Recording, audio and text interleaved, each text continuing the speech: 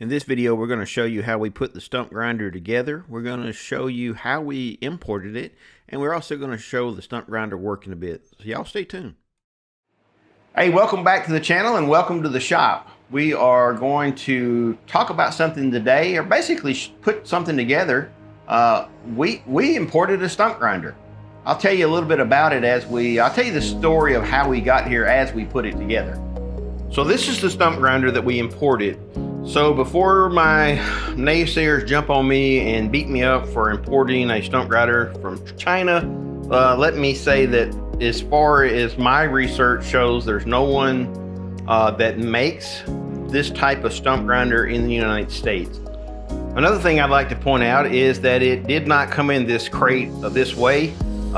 It fell backwards as we were moving it into the shop. I had cut the straps beforehand. I'm just gonna set it on its back, flip it over after it's flat. So it did kind of fall back and do some scratching, but no, you know, this thing is gonna go beat up against stumps and trees, so not really too concerned about that. Well, that was not too eventful. All right, so real quick, let's walk you around this thing. 3-point hitch. Here is the drive shaft. It does come with a slip clutch, and like I said, I did buy 2 full extra set of teeth. It is more scratched up now than it was when I picked it up, but I'm sure after going through the woods one time, that's not going to be a problem. Clamp, so you can put your chainsaw in it and clamp it. So this looks pretty easy. We've got 3 bolts, 3 holes, and this mounts. This thing mounts and just diverts the wood chips. Got this new Hercules 1/2-inch impact. Well, that thing's freaking awesome. 20 volts. Just been adding to my line of these Hercules tools. So this point here is where you will slide the chainsaw in. Now, you don't want to tighten these bolts all the way down. You just want to snug them and tighten this down. It's not bad at all. Maybe I will put one there. Who knows? We've got some pretty good scratches on it. So the next thing we're going to do is we're going to mount the slip clutch. So once you get the splines lined up, you can just, this one's got a coating of stuff on it, so I'm just going to tap it in with a rubber mallet.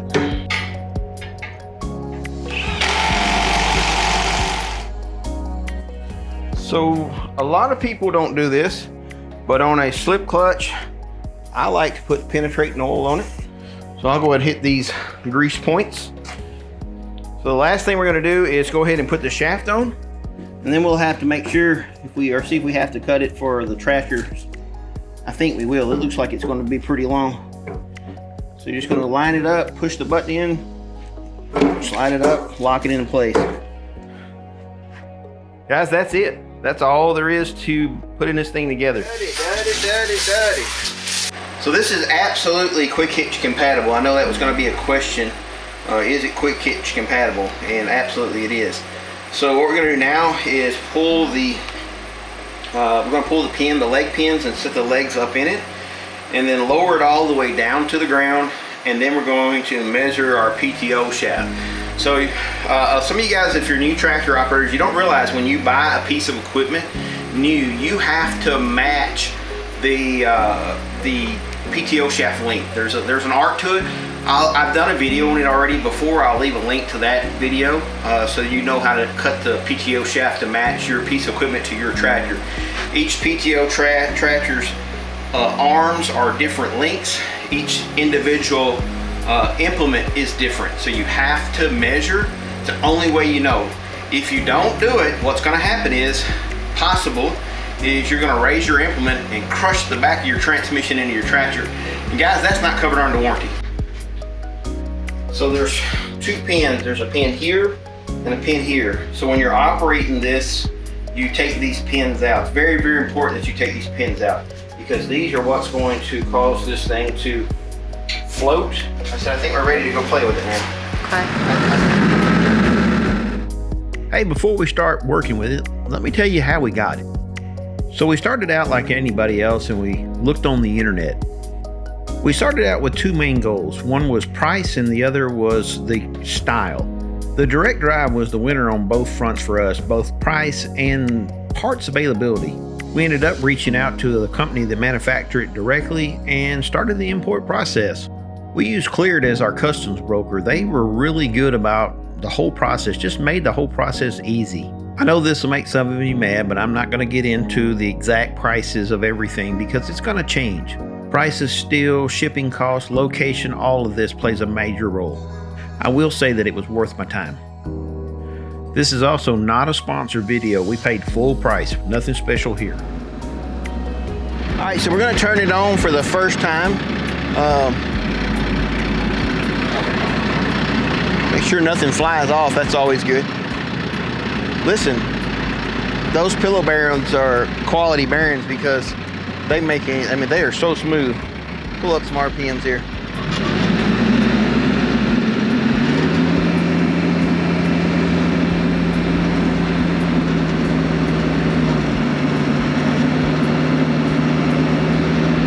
So that's 540 RPMs on the PTO right there, and it's absolutely so perfectly balanced right now. They did a good job.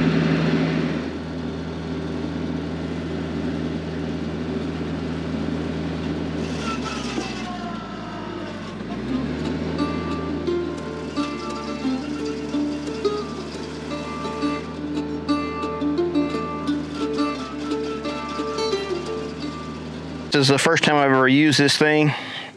It actually did pretty good, but I think I'm going to try to cut from the other side first. I went ahead and tighten my linkage up on this side so it will keep it from going over as far.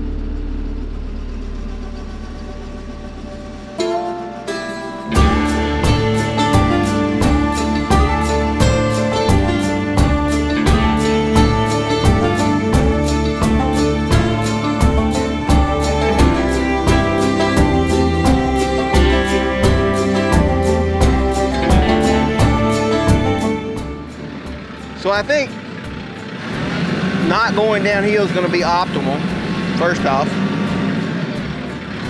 because it wants to wander downhill. I mean, every tractor wants to go downhill. That's just the way it is. So I think if we go sideways so we're not going downhill, I think it's going to be a lot more pleasurable to do. However, I mean, you can't really argue with the results. I mean, it did a great job.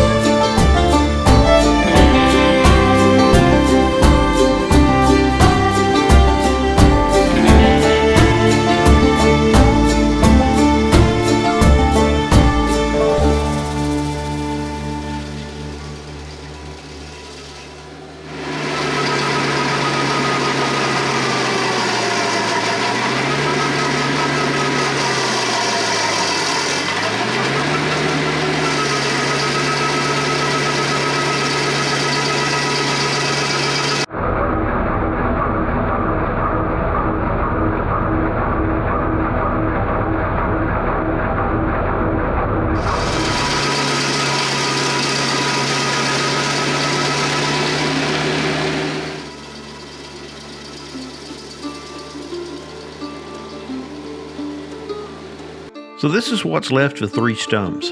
There was a short learning curve, but I found it to be pretty easy to operate this thing. Hey, I appreciate you watching our channel. God bless. Have a great day.